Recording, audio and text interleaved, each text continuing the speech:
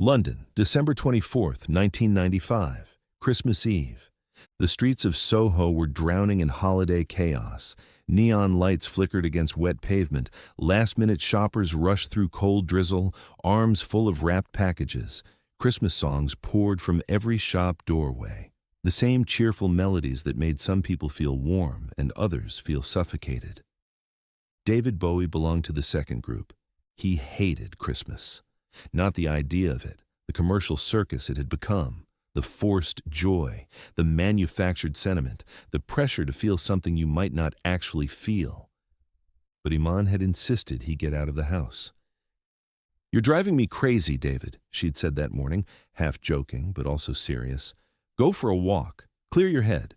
You've been pacing the flat like a caged animal for 3 days. So at 2 p.m., David Bowie, 48 years old, rock legend, the man who'd been everyone from Ziggy Stardust to the Thin White Duke, pulled on a long black coat, wrapped a scarf around his neck, and walked out into the London cold. Nobody recognized him. The scarf covered half his face. The miserable weather kept everyone's heads down. And besides, David Bowie walking alone through Soho on Christmas Eve, people would assume it was someone who just looked like him. He walked without destination, past Carnaby Street, past the pubs already filling with afternoon drinkers, past the record shops that had defined his youth decades ago. Then he found himself standing in front of Denmark Street, Tin Pan Alley, the legendary center of London's music industry. The street where Beatles songs were written, where Rolling Stones deals were made, where every broke musician in the 60s had come looking for their big break. And right there, in the window of a music shop, sat a Vox Phantom 12. 12-string electric guitar, teardrop-shaped body, white finish catching the Christmas lights. Price tag, £1,800. Bowie stopped. He hadn't played a 12-string in years, but the Phantom had history. Brian Jones had played one. Mark Bolan had played one in the early T-Rex days. Mark, dead since 1977, 18 years gone. And Bowie still thought about him every Christmas because Mark had loved Christmas like a child. The lights, the parties, the excess of it all. Bowie was staring at the guitar, lost in memory, when he noticed the figure. A young man, 19, maybe 20, standing 3 feet from the window, absolutely motionless, staring at the same guitar. He wore a torn army surplus jacket, jeans with holes that weren't fashion statements, just wear. Boots with soles so thin you could see pavement through them. His hair was long, unwashed, tied back with a rubber band. Dark circles under his eyes, stubble on his jaw. Homeless. Bowie recognized the signs immediately. He'd seen them in Berlin in the 70s. He'd seen them on the streets of New York. He'd been close to it himself in the late 60s, before Space Oddity hit, when he was one bad break away from having nothing. But there was something else. The young man's hands were moving, his left hand positioned at an imaginary fretboard, fingers pressing down on invisible strings, his right hand curled as if holding a pick, strumming air in perfect rhythm. He was playing the guitar in his mind, and his lips were moving, humming something. Bowie stepped closer, staying quiet, and listened. The melody was Starman, his song, from Ziggy Stardust, 1972. The young man was humming Starman while air guitaring the chords with technical precision, the exact fingering, the correct rhythm. Bowie felt something catch in his chest. This wasn't some casual fan. This was a musician, someone who knew music, who'd studied it, who understood it from the inside. And he was standing in the freezing rain on Christmas Eve, staring at a guitar he'd never be able to afford, playing songs in his head because he had nothing else. Bowie coughed gently. The young man jumped, spun around, eyes wide with panic. "Sorry," he said immediately, voice defensive, apologetic, ashamed all at once. I'm leaving. I wasn't going to touch anything. I was just looking." Bowie raised his hands in a calming gesture. "Easy. I'm not shop security. I was just curious." He nodded toward the window. "You were looking at the Phantom." The young man's eyes darted between Bowie's face and the guitar. trying to figure out if this was a trap, if he was about to be mocked or chased off or worse. "Yeah," he said cautiously. "The 12-string, Vox Phantom. Brian Jones played one in the Stones. Mark Bolan used one on Ride a White Swan." Bowie's heart stopped for a second. Mark Bolan. This homeless kid just casually mentioned Mark Bolan like he was talking about weather. "You know Mark's work?" Bowie asked, his voice careful, controlled. The young man nodded, still wary but warming slightly. "Of course. T-Rex, glam rock pioneer. Get It On, Children of the Revolution, 20th Century Boy." Mark was a genius, died too young. He paused, then added quietly, 1977, car crash. He was only 29. Bowie felt his throat tighten, because this kid didn't just know facts. He cared. You could hear it in his voice, respect, reverence, the tone of someone talking about a hero. "So you play?" Bowie asked. The young man's face darkened. "Used to." "What happened?" The young man looked away. "Life happened." Bowie waited. He didn't push, just stood there, hands in coat pockets, expression neutral but open. The posture of someone willing to listen if the other person wanted to talk. The young man took a shaky breath. The words came out in a rush, like he'd been holding them in too long. "My dad taught me. He was session musician in the 70s. Nothing famous, just studio work. Played on some Bowie tracks, actually." He gave a bitter half smile. "Not that it matters now. He died 2 years ago. Heart attack. After the funeral, my mom couldn't afford the flat. We got evicted. She moved in with her sister in Manchester. No room for me. I was 17. Been on the streets since." Bowie's expression didn't change, but something broke inside him. 17. Kicked out. 2 years homeless. This kid was the same age as Bowie's son Duncan. While Duncan was warm, fed, studying film at university, this young man was sleeping rough and humming Starman in front of shop windows. "What's your name?" Bowie asked quietly. The young man hesitated. "James. James Keller."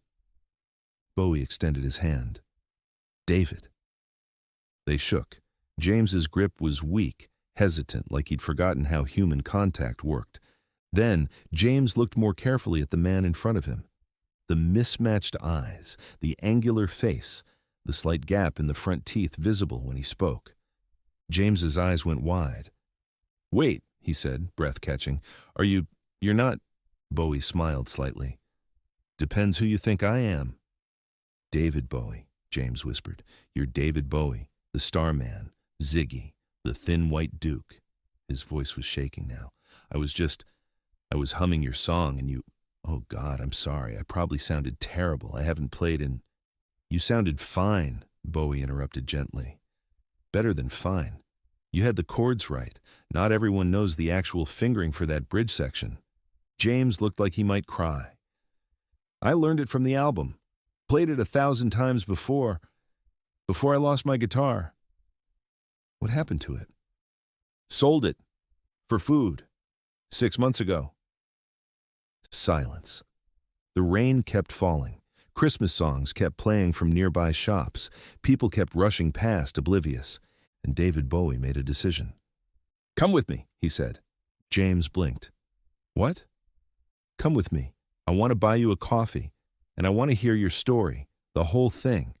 Because I have a feeling, and I've learned to trust my feelings, that meeting you today isn't an accident." James's lips trembled. "Why would you— I'm nobody. I'm just some homeless kid who—" "You're not nobody," Bowie said firmly. "You're a musician, I can tell. And musicians help each other. That's the code. So come on. Coffee, my treat, and then we'll see." 20 minutes later, they were sitting in a small cafe off Charing Cross Road. Warm, quiet, half empty, because everyone else was at home preparing Christmas dinner. Bowie ordered 2 coffees and sat across from James, giving him his full attention. "Talk," Bowie said simply. "From the beginning." And James talked.